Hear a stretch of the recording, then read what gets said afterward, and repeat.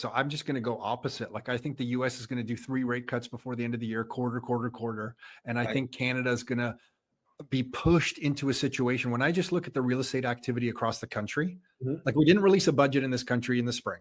Yep. Because who needs budgets? Yeah, of course. And I know we're going to do an update or something in the fall. And so our next budget, I think they're going to freak out when they see the data in Canada on whatever Stats Canada data they pull internally in the fall. And I think we're going to get matching rate cuts to the US. Like maybe it'll be at a different pace. So like if they do quarter, maybe we'll do like a quarter, and then it'll be like December or January. We're doing a half point because they're going to have to release a budget in the spring.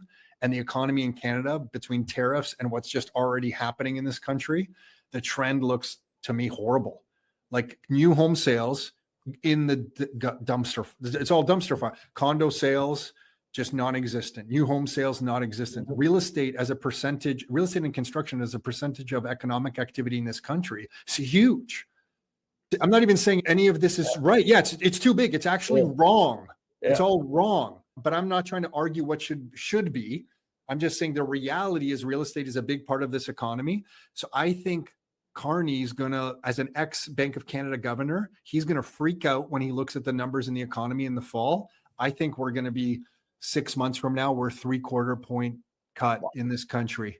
So here's a question for you then, if that plays out, when inflation starts to tick up again like crazy, do you see them then doing a quick pivot like after 2 years kind of thing? Yeah, remember, like debt to GDP is so screwed in the US and in Canada.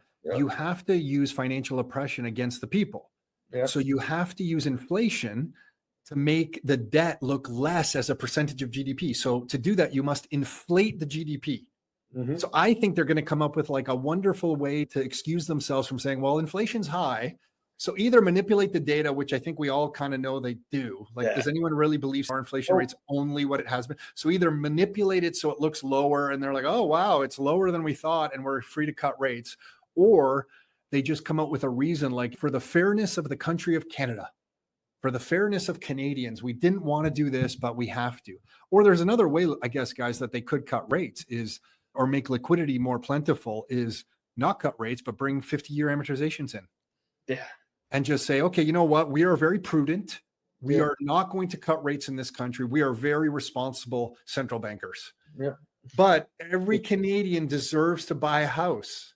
So you know what? We're going to, and they won't call it the 50-year amortization, but they can call it the fairness in equitable real estate for young Canadians program.